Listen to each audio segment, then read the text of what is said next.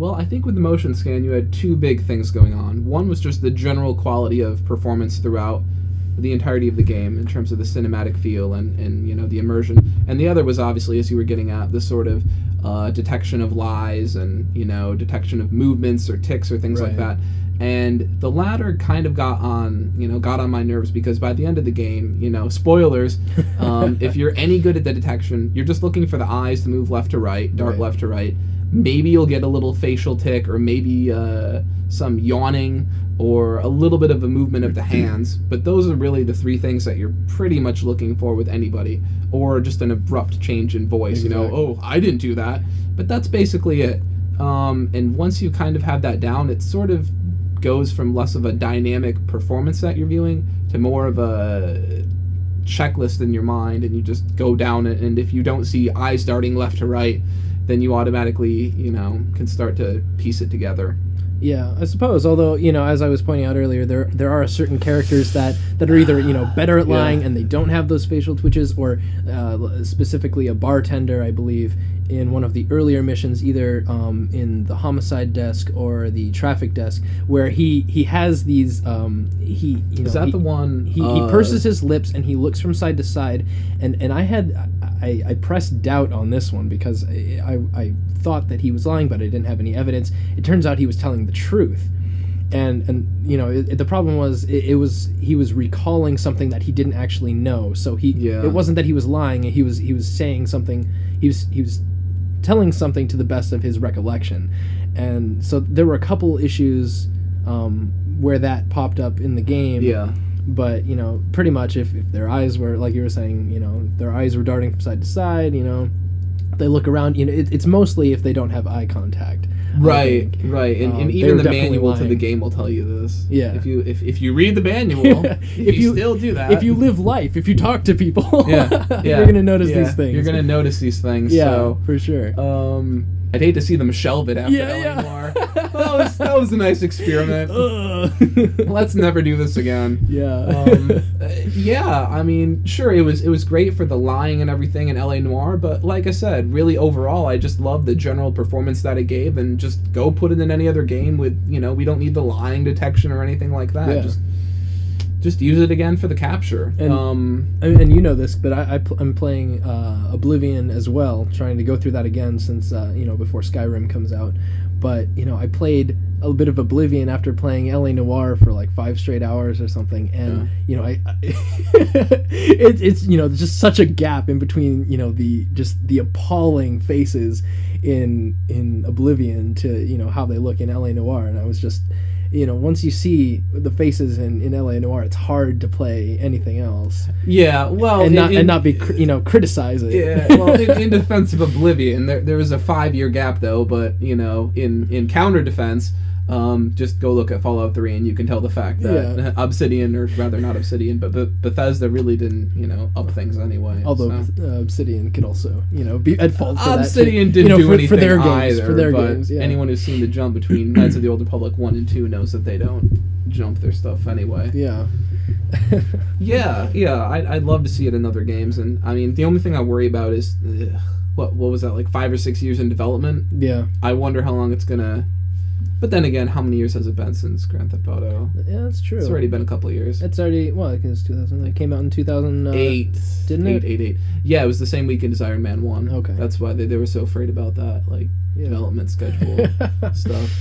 Yeah. So, I mean, it is, you know, a fair amount of time for, you know, development on a game, but, you know, 5 years, especially for this. I mean, part of that must have been the technology as well, not just the story. Yeah, right? yeah. You'd imagine that some of that was strictly like R&I. Yeah, or R&D. R&D. Sorry, but I mean, yeah. I mean, you usually don't, you know, have a game that, you know, is written, you know, and takes 5 years to write, rather.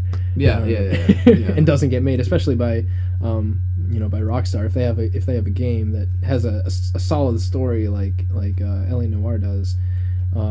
It's probably going to get made.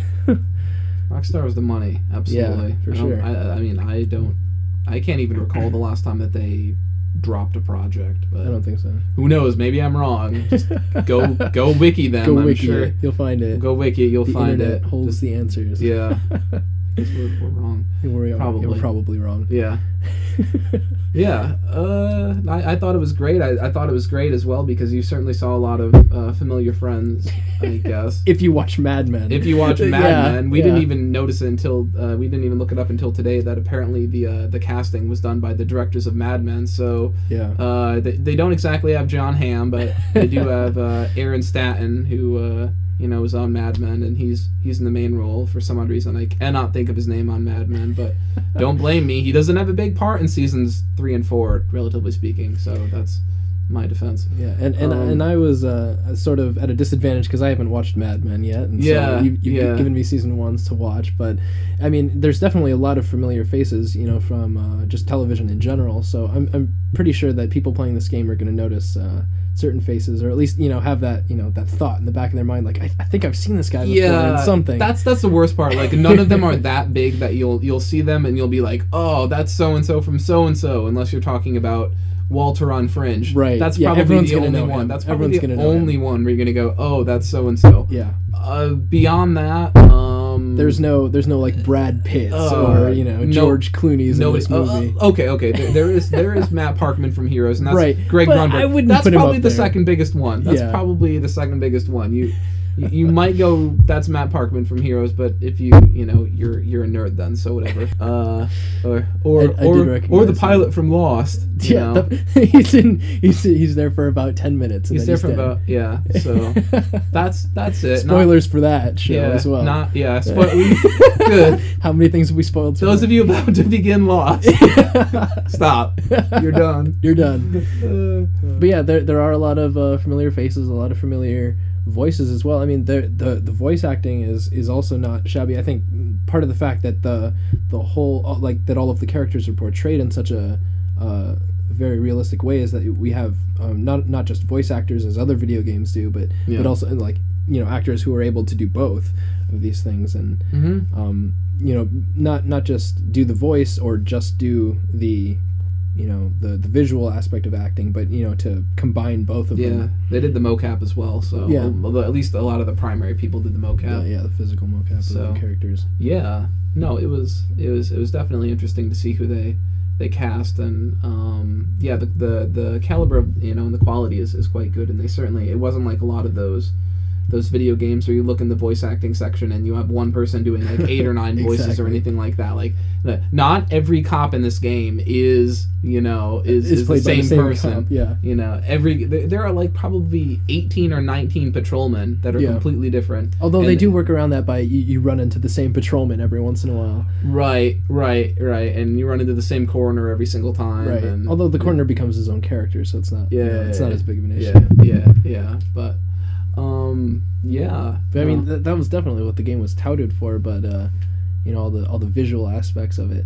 But I mean, as far as gameplay, what did you find that sort of bugged you? Oh, gameplay. There's definitely a couple things that are kind of culpable here. First off, the cover system. Rockstar's never been that great. It's never been perfect. But it feels even more stiff than normal. When you're trying to round the corner, I found myself struggling many times to pull Cole into cover. Not that it really matters. I mean, this is probably the most troubling part, is that we can talk about things that are problematic with the gameplay, but on the whole, if you had problems with the normal gameplay, I'm not talking about rocking the chandelier, spoilers, or the guy chasing you with the bulldozer, spoilers again. Not the gimmicky sort of action event, not these things one-off happen, things, but the actual combat. Just the actual combat. Yeah. If you had problems with that, I don't know what to say that's nice, but it really wasn't that. It wasn't that trying. Like, if you died once or twice, that's probably the extent of it. But I mean, most of these encounters were not that hard, which is kind of what allowed you, while playing at least, to overlook a lot of the more problematic issues because you weren't struggling through it. But yeah, the cover was kind of off. The cover for Red Dead Redemption, I thought, was actually really good. I mean, you were able to just press the one button like in LA Noire to stick to cover, and then to get out of cover, you would hit like A and forward or A and to the side, and you would actually run up from out of cover. And I think that's what they were trying to work with, because they had the whole rounding the corner thing, and also getting out of cover by tapping the button and pressing forward. But it didn't work as well, especially with like the corner rounding, like you were saying. Whereas in Red Dead Redemption, you would when you were in cover and by the side of something, you could hit A and forward, and you would not only unstick yourself from cover, but also start charging out from behind whatever you were in cover behind. There's just slight differences that maybe they tried to improve on or something, and it just didn't work out. Well, it was kind of weird with the cover as well, because how do I explain this? The cover system didn't really work, but that really wasn't that big of a deal, because generally you just hopped into cover at one point and just shot everybody from there. From there, yeah. There wasn't that much with most of these scenarios. There wasn't that much cover, and if you jumped out, you generally had 5 bank robbers waiting to shoot you until you moved up like 100 yards to the next car. Yeah. So no one wanted to do that. You just stayed where you were, and I mean, you've got infinite ammo. Problem solved. The auto lock is pretty simple. Problem solved. Stay where you are and just shoot everybody. I mean, again, the problems in the gameplay are just completely overlooked by the sheer ease of the game. No. Well, perhaps. I mean, I don't know. Like some of the combat especially. I don't know if you, the movement, like in combat. Like sometimes I would get stuck on objects, or like you would press forward, and Cole's like, "Wait, I'm gonna turn around first." Yeah, and that's why I said, "Don't move, don't move, stay where you are." But and you're trying to navigate something, you have to move. It's like, and he does that little like circle walk around thing, like dogs do when they're about to sit down. Yeah. He does that little thing. Does a little 360 before he, He's like, I'm gonna pad down this little area. Make sure this area is safe before I walk on to the next area. you so rarely ever get flanked in this game that it's not even like you have to swap cover that much. Yeah. So, I mean, it's really just simply it's effective gameplay, but it's not revolutionary. You can make it through the whole game with the pistol. I don't mean that as sort of like if you're really good. No. Just if you are playing this game, playing the game, and if you are an average game player, you will be fine with the pistol. This is not Dead Space with the plasma cutter, which is actually it's not as hard as people say it is, but it's not hard. It's hard when you have to take the time to stand up, go to the back of the trunk of the police car, while you're getting shot at, and get the shotgun. And I didn't even find the shotgun to be that helpful. I mean, no. Yes, it would down people in one hit, but it was like, it was how many close encounters do you have in LA Noire? That's true. Not that many. The pistol, people. And if you have any option of getting another gun, just pick up that like the Tommy gun. Get the M1. I think it's an M1. Get the M1. That's a good gun too. M1. You said you ran. I never ran out of ammo with any of these supplementary guns either. Never. Never ran out of guns. You never what? You said like I'm running low or something. Yeah. I never had that happen. But you would run out of ammo. No? Did you not fire the gun enough or something? Maybe. I generally killed half the people with a pistol before I even got around to getting over to where they are and taking their gun. I would shoot the one guy and then grab his gun and then shoot the rest. Yeah.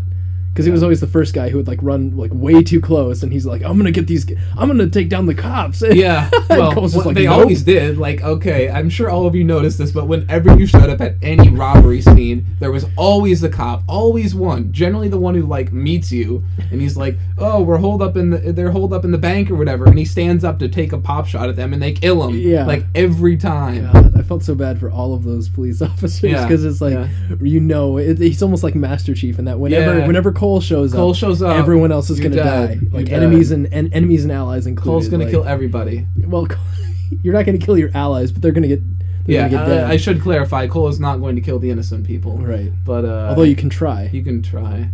Did you ever shoot any? I'm not sure.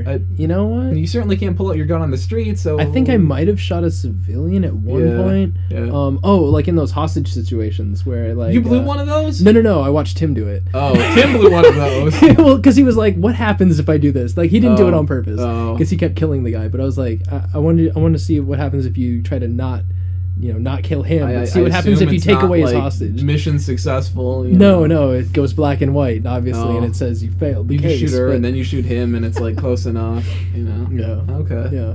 Yeah. I mean, so yeah, the gunplay is okay, but ultimately it's not that hard, and it could have been even better. It could have been just simple and easy, and instead it's very simple, but some parts of it are not as well thought out.